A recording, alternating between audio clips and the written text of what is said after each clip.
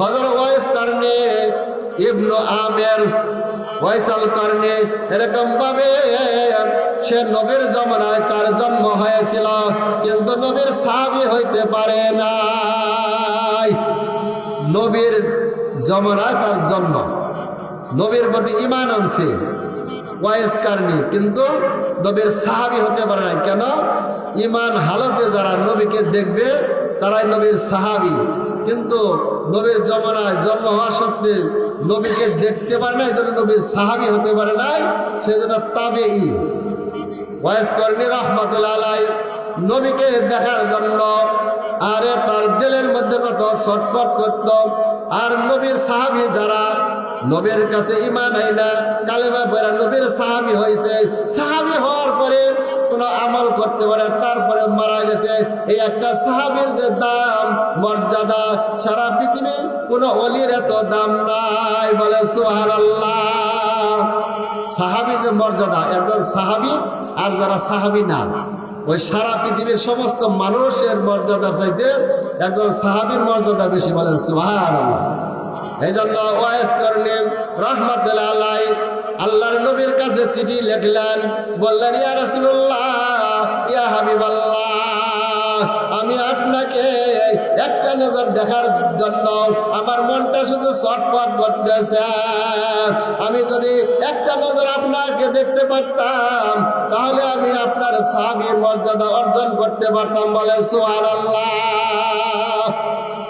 Wise Qarni রাহমাতুল্লাহ আলাইহি নবীর কাছে চিঠি লিখলেন, ইয়া রাসূলুল্লাহ, ইয়া হাবিবাল্লাহ, আমি আপনাকে দেখার জন্য আমার দিলটা কাঁদতেছে, মনটা কাঁদতেছে, একটা নজর দেখার জন্য আপনাকে দেখতে পেলে আমি নবীর সাহাবী হতে পারি, মর্যাদা লাভ করতে পারি। কিন্তু ইয়া রাসূলুল্লাহ, ইয়া হাবিবাল্লাহ, আমার যে বৃদ্ধা মা আছে তার খেদমত করতে হয়, তার সেবা করার জন্য আর কোনো লোক নাই, তাকে দইরা দইরা বাইরে আনতে হয়, আবার গোসল করাইতে হয়, খাওয়াইতে হয়, আমার মায়ের সেবা করার জন্য আর কোনো লোক নাই। এখন আমি কি করব? আপনার কাছে আসার জন্য তো আমার মনটা কাঁদতেছে। তো নবীর কাছে আসার জন্য এখনো তো নবীর রওজা জিয়ারত করার জন্য সবারই মন কান্দে, কান্দে না ভাই? এজন্য ওই সাহাবী ওয়াইস কারনী রাহমাতুল্লাহ বলতে, ইয়া রাসূলুল্লাহ, ইয়া হাবিবাল্লাহ, আপনার কাছে যাওয়ার জন্য আমার মনটা কান্দে, আমার দিলটা আপনার জন্য পাগল করা হয়ে গেছে আপনার কাছে যাওয়ার জন্য, কিন্তু আমার মায়ের সেবা করার জন্য যাইতে পারতেছি না। আল্লাহর নবী সাল্লাল্লাহু আলাইহি সাল্লাম বললেন, তুমি তোমার মায়ের সেবা করো, তোমার মায়ের খেদমত তুমি করো, আর এখানে আসতে হবে না, তোমার মা আছে, তোমার মায়ের সেবা করতে থাকো। বলে সুবহানাল্লাহ। মায়ের সেবা করতে থাকলেন, নবীর কাছে আসলেন না। আর আল্লাহ তাআলা তার মর্যাদা এমন বাড়াইয়া দিয়েছে যে আল্লাহর নবী সাল্লাল্লাহু আলাইহি সাল্লাম হযরত ওমর ফারুক রাদিয়াল্লাহু বললেন যে, ও ওমর, যখন ইয়ামেন থেকে যখন ওয়াইস কারনী নামে একজন ব্যক্তি আসবে তাকে দোয়া করার জন্য বলবা, কেননা তার দোয়া করতে দেরি আল্লাহ রাব্বুল আলামিন কবুল করতে দেরি হবে না। বলে সুবহানাল্লাহ। সে যদি দোয়া করে আল্লাহর দরবারে কবুল হয়ে যাবে। বলে সুবহানাল্লাহ।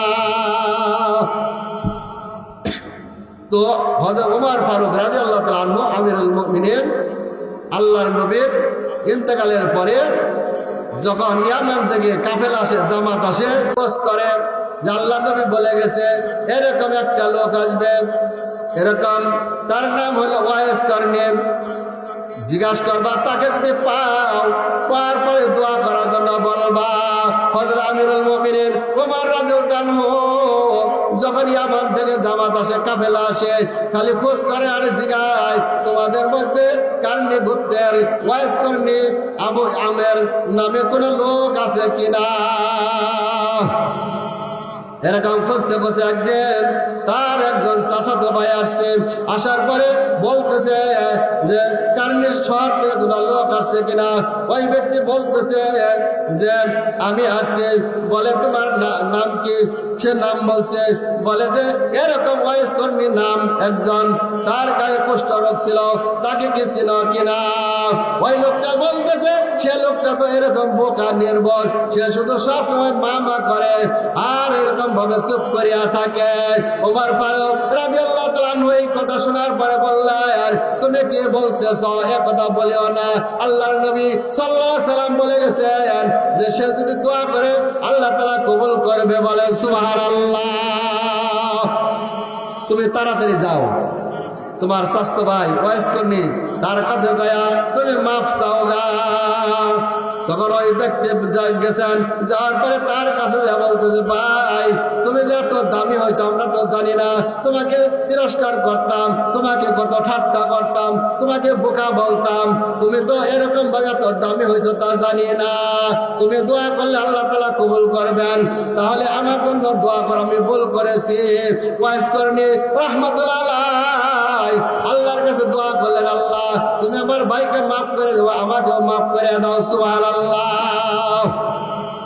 এরকম ভাবে চলতে চলে আবার যখন ইয়ামান থেকে জামাত আসছে, আসার পরে হযরত ওমর ফারুক রাদিয়াল্লাহু তাআলা আনহু জিজ্ঞাসা ওয়াইজ কর্মী নামে কোনো লোক আছে কিনা?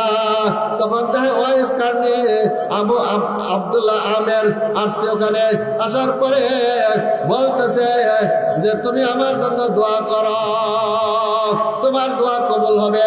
ওয়াইজ কর্মী রাহমাতুল্লাহ আলাইহি বলেন, লজ্জা পাইতেছে, বলে আপনি কি বলেন? আপনারা তো নবীর সাহাবী, আপনাদের মতো মর্যাদাদার সারা পৃথিবীর মধ্যে কেউ নাই। বলে সুবহানাল্লাহ। বলতেছে আল্লাহর নবী বলে গেছে তোমার দোয়া কবুল হবে। বলেন সুবহানাল্লাহ। আর তোমার গায়ে কুষ্ঠরোগ ছিল না? বলে হ্যাঁ, সারা শরীরে কুষ্ঠরোগ ছিল। আর এখন তোমার গায়ে 1 দিরহাম এরকম ভাবে বা 1 দিনার কুষ্ঠরোগ কিছু আছে। এর কেন আছে এটার কারণ আমি বলতে পারবো। বলে সুবহানাল্লাহ। এখন বলে যে আমিরুল মুমিনিন ওমর রাজি বলতেছেন যে তোমার গায়ে এখনো একটু চিহ্ন আছে কুষ্ঠরোগের, আমি বলতে পারবো কেন আছে। ওয়াইজ কর্মী রাহমাতুল্লাহ বলেন, কেন বলেন? বলতেছে আল্লাহর নবী সাল্লাল্লাহু আলাইহি সাল্লাম বলে গেছেন তোমার গায়ে যে কুষ্ঠরোগ ছিল তুমি আল্লাহর কাছে দোয়া করছো, আল্লাহ তুমি আমার শরীরের রোগটা ভালো করে দাও। দোয়া করার সাথে কবুল হয়েছে, সম্পূর্ণ ভালো হয়েছে। আর তুমি আল্লাহর কাছে বলেছিলে আল্লাহ তুমি সম্পূর্ণ শরীর ভালো করিও না, একটু চিহ্ন রাখিও যেন ওইটা দেখে তোমার নিয়ামতের শুকরিয়া আদায় করতে পারি। বলে সুবহানাল্লাহ। এই জন্য একটু আছে না? আছে। আর তোমার মর্যাদা এত কেন হয়েছে? তুমি মায়ের সেবা করছো, এই জন্য আল্লাহ তাআলা তোমার এত মর্যাদা বাড়ায় দিয়েছে। সুবহানাল্লাহ। তখন আমিরুল মুমিনিন যখন দোয়া করার জন্য বলছে, দোয়া করছে, এই দোয়া শোনার পরে অন্যান্য সাহাবীরা বলতে আমার জন্য দোয়া করেন, কেননা আল্লাহর নবী জীবনে তো কোনো মিথ্যা কথা বলে নাই। মুহাম্মদ হারগিজ না গুপ্তা, তানা গুপ্তা জিবরাইল হারগিজ না গুপ্তা, তানা গুপ্তা রব্বুল জলিল। আল্লাহর নবী জীবনে কোনো কথা বলেন নাই যে মতো মাওলার পক্ষ থেকে ওহী আসতো। বলে সুবহানাল্লাহ। আল্লাহ নবী বলছে দোয়া কবুল হবে, এটার মধ্যে তার কোনো সন্দেহ নাই। তো সাহাবারা যখন সবাই বের জমাইতেছে, এমন ভাবে মানুষ চতুর্দিক থেকে আসতেছে তার কাছে দোয়া চাওয়ার জন্য, তার দোয়া 100% কবুল হইতাছে। কিন্তু এখানে একটা কথা, কিন্তু সাহাবীর চাইতে কিন্তু মর্যাদা বেশি বলা যাবে না। কিন্তু সে সাহাবী হতে পারে নাই, নবীকে দেখে নাই, সাহাবার মর্যাদা বেশি। কিন্তু আল্লাহ পাক তার দোয়া কবুল করে মায়ের সেবা করার কারণে হযরত ওয়াইস কারণে রাহমাতুল্লাহ আলাইহি দেখলেন যে মানুষের ভিড় জমাইতেছে, এইভাবে তো আমার কাছে আরো লোক আসবে। তার নিজের পরিচয় গোপন করার জন্য সে এমন ভাবে লোকালয় থেকে চলে গেলেন যে আর কোনোদিন সে আসে নাই। বলে সুবহানাল্লাহ।